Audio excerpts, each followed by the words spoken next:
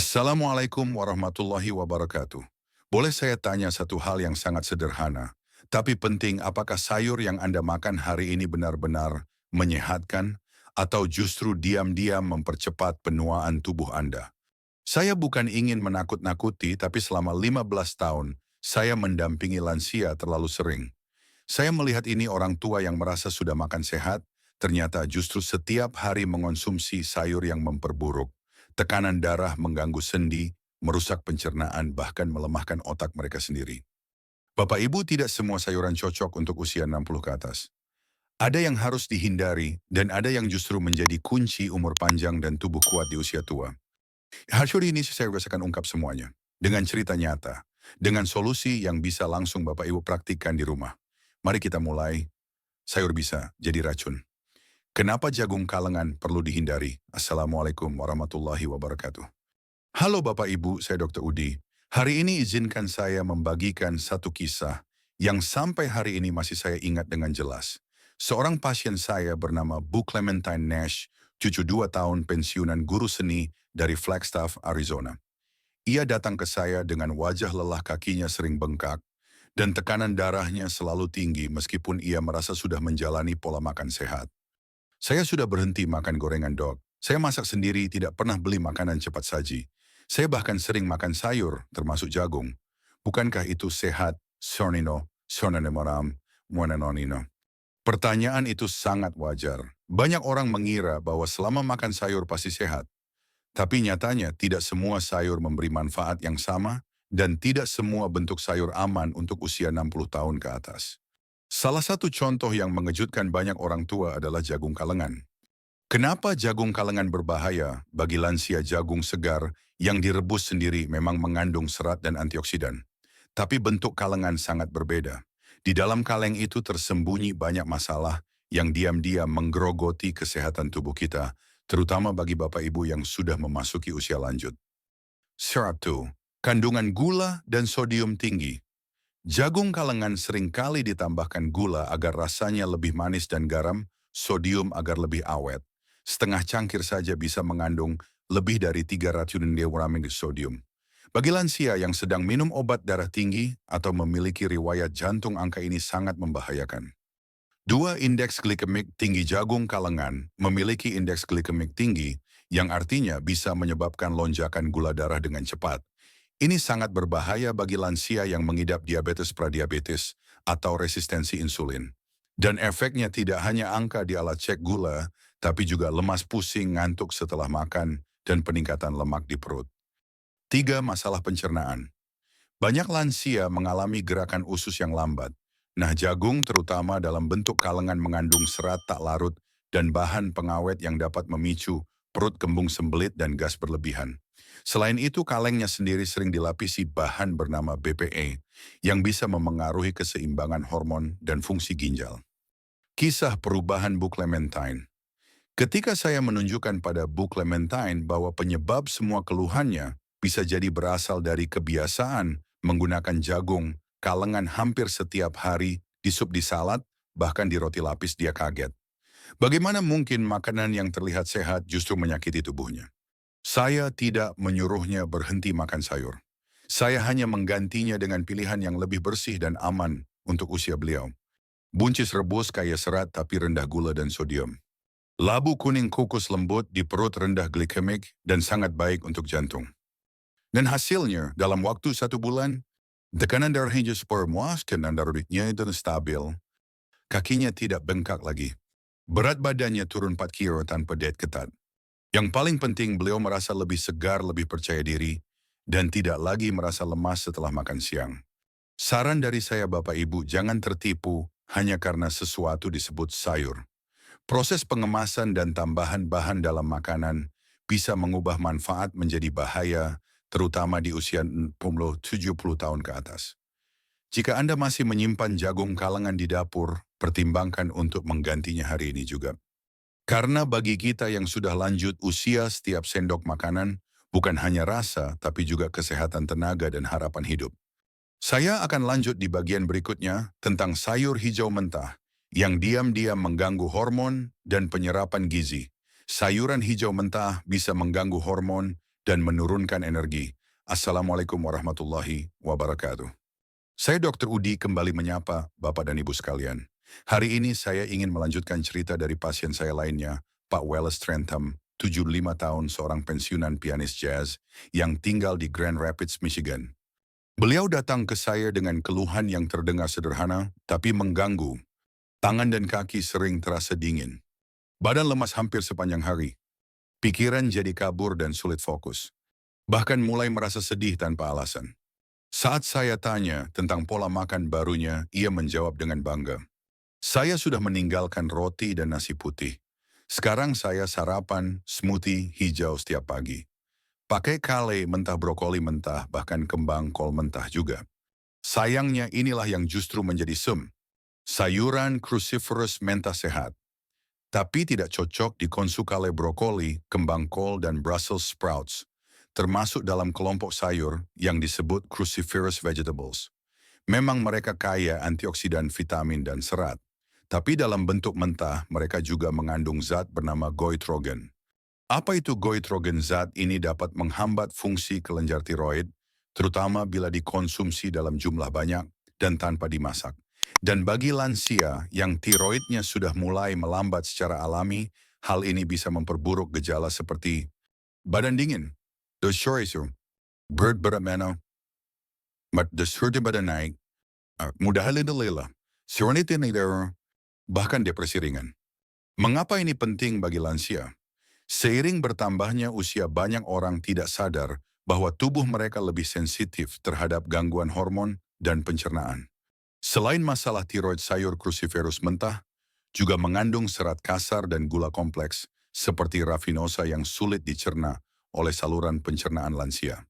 Efeknya, perut kembung, gas berlebihan, sulit buang air besar, rasa tidak nyaman setelah makan yang mengganggu aktivitas harian. Dan bukan hanya itu, goitrogen juga bisa menghambat penyerapan kalsium dan zat besi. Padahal di usia lanjut kepadatan tulang menurun dan anemia lebih sering terjadi terutama pada perempuan.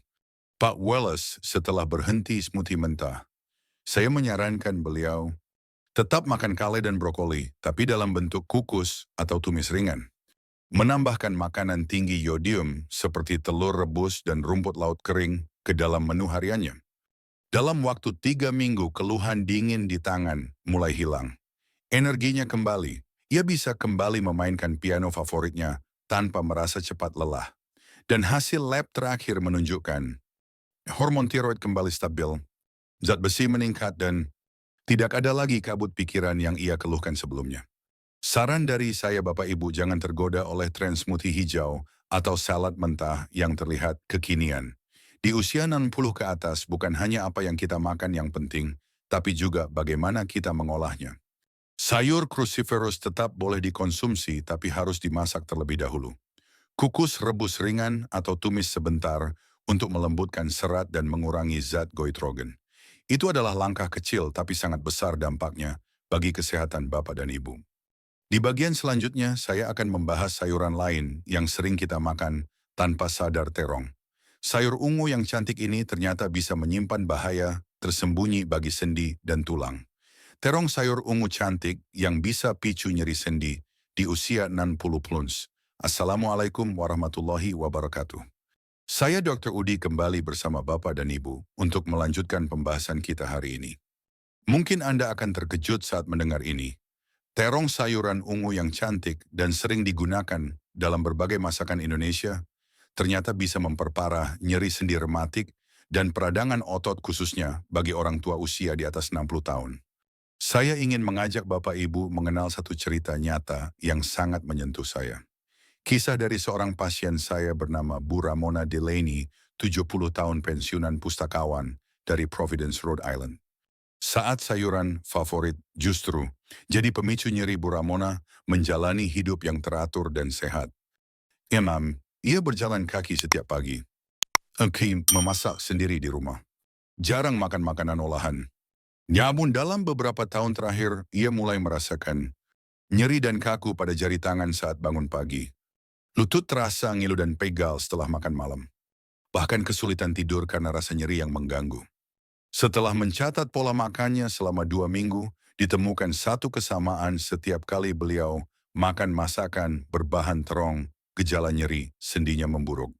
Mengapa terong bisa memicu? Terong termasuk dalam kelompok sayuran yang disebut nightshade, satu keluarga dengan tomat, kentang putih, dan paprika. Sayuran ini mengandung zat alami bernama solanin yang dalam beberapa orang, terutama lansia, bisa memicu beradangan rong, surge deform, bercernaan ringan, nyeri otot dan sendi, bahkan memburuknya gejala rematik atau asam urat. Solanin tidak berbahaya bagi semua orang, tapi pada usia lanjut sistem kekebalan tubuh dan toleransi peradangan sudah melemah. Akibatnya tubuh bisa bereaksi lebih sensitif, terutama jika terong dimakan rutin dan dalam porsi besar.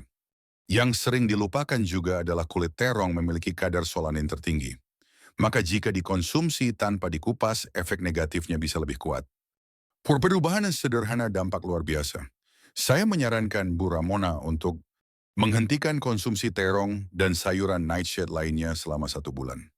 Mengganti dengan sayur yang lebih aman seperti labu siam, kukus bayam matang, atau wortel rebus. Minum air putih lebih banyak untuk mendukung proses detoks alami tubuh. Hasilnya dalam 3 minggu. Nyeri di jari tangannya berkurang drastis. Tidurnya lebih nyenyak. Bahkan lututnya terasa lebih ringan saat berjalan pagi. Pesan penting dari Dr. Udi Bapak Ibu, seringkali kita berpikir nyeri sendi adalah bagian wajar dari penuaan. Tapi tidak semua nyeri harus ditoleransi. Kadang jawabannya bukan di obat, tapi di piring makan kita. Jika Anda merasa nyeri sendi semakin parah, coba lihat kembali sayuran yang Anda konsumsi. Apakah ada terong, tomat, kentang putih, atau paprika? Apakah nyerinya muncul setelah makan makanan tersebut? Kalau iya, cobalah hentikan dulu selama beberapa minggu dan lihat perubahan yang terjadi. Kadang solusi terbaik bukan obat mahal, tapi hanya perlu lebih peka terhadap sinyal tubuh kita sendiri. Di bagian selanjutnya, saya akan mengungkap satu sayuran hijau yang dianggap superfood, tapi bisa sangat berbahaya bagi lansia yang sedang minum obat jantung dan pengencer darah. Sayur ini adalah bayam mentah. Bayam mentah superfood yang bisa ganggu obat jantung dan bikin tulang rapuh. Assalamualaikum warahmatullahi wabarakatuh. Saya Dr. Udi kembali menemani Bapak dan Ibu dengan satu peringatan penting. Kali ini kita bahas sayuran yang tampaknya sangat sehat, bahkan sering disebut superfood. Tapi bagi banyak lansia, bayam mentah justru bisa menjadi sumber masalah yang tidak disadari. Saya ingin membuka bagian ini dengan kisah dari seorang pasien saya bernama Pak Neville Rayburn, 79 tahun, mantan montir pesawat dari Bakersfield, California.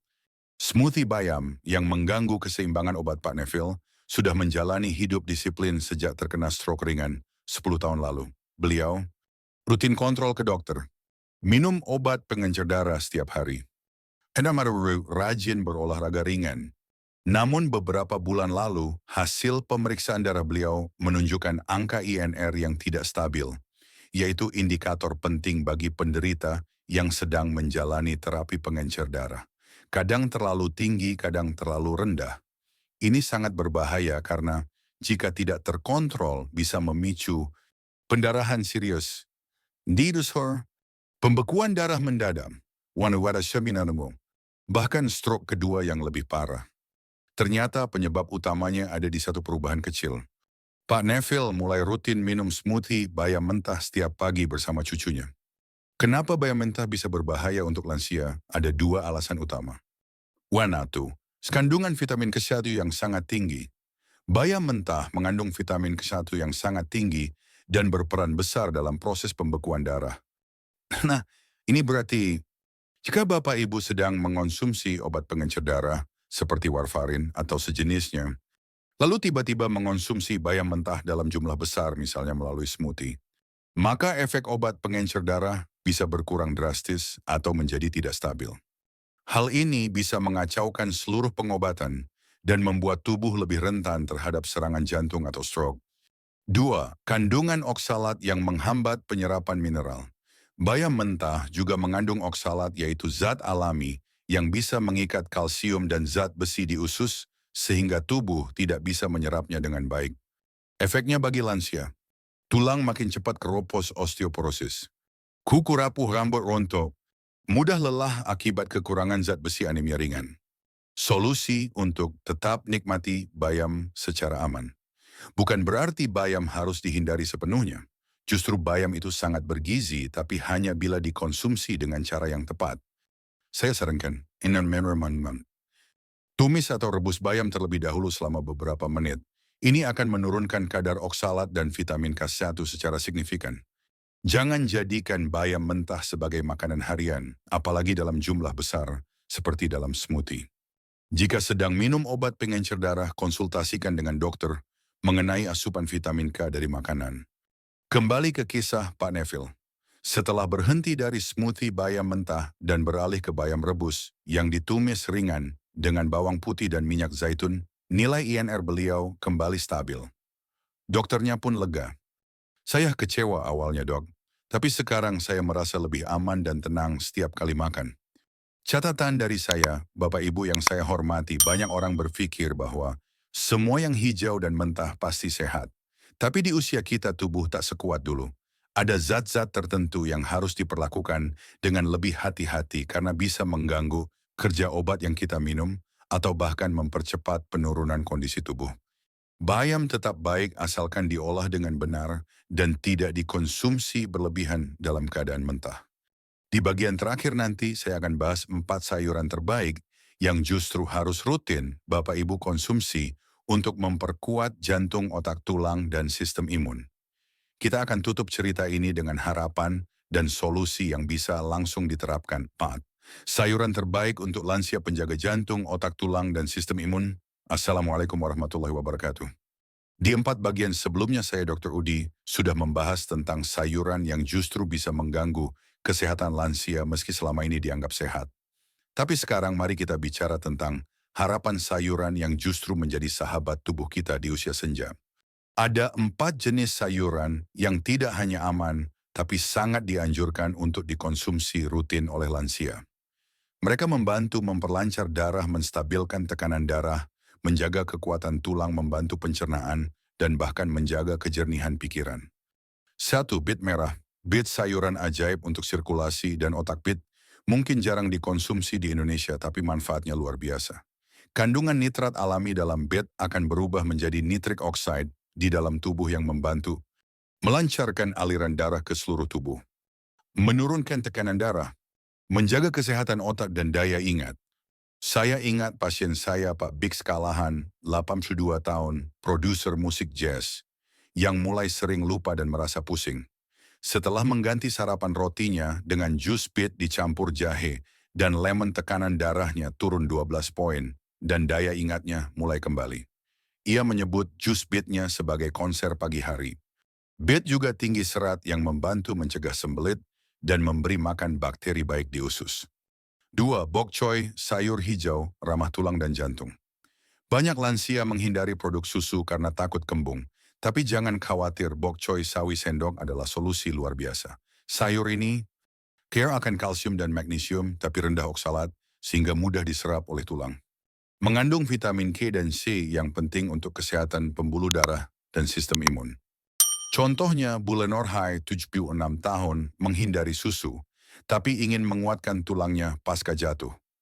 Setelah menambahkan bok choy ke dalam sup dan tumisan hasil deksa, menunjukkan tulangnya mulai stabil dan ia melewati musim flu tanpa sakit untuk pertama kalinya dalam bertahun-tahun. 3. Kacang polong hijau, serat dan protein nabati untuk energi dan pencernaan. Sayuran kecil ini sering dianggap sepele, padahal isinya luar biasa. Tinggi serat larut dan tidak larut.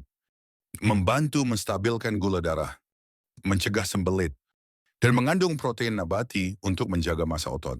Saya pernah merawat Pak Fern Berderick, 80 tahun, mantan penjaga Taman Nasional. Ia lelah karena pradiabetes dan pencernaan buruk.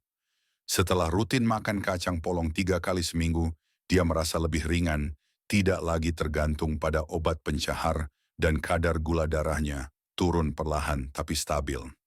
Kacang polong juga kaya antioksidan dan vitamin B1 yang baik untuk kesehatan jantung dan otak. Imperatori Swiss Chard, bayam Swiss penjaga imun penglihatan, dan detox tubuh. Bayam Swiss sayuran berwarna hijau kemerahan ini kaya vitamin A, C, dan K, magnesium dan zat besi, serta pigmen alami bernama betalain yang membantu liver dalam proses detoksifikasi. Tak hanya itu, Swiss chard juga mengandung lutein dan zeaxanthin, dua nutrisi penting yang melindungi mata dari kerusakan akibat usia.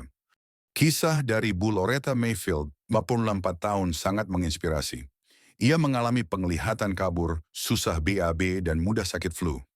Setelah menambahkan Swiss chard ke dalam sup dan tumisan mingguannya, pencernaannya membaik, daya tahan tubuhnya meningkat, F1 anom, dan matanya tidak cepat lelah saat membaca menurut hasil periksa dokter mata.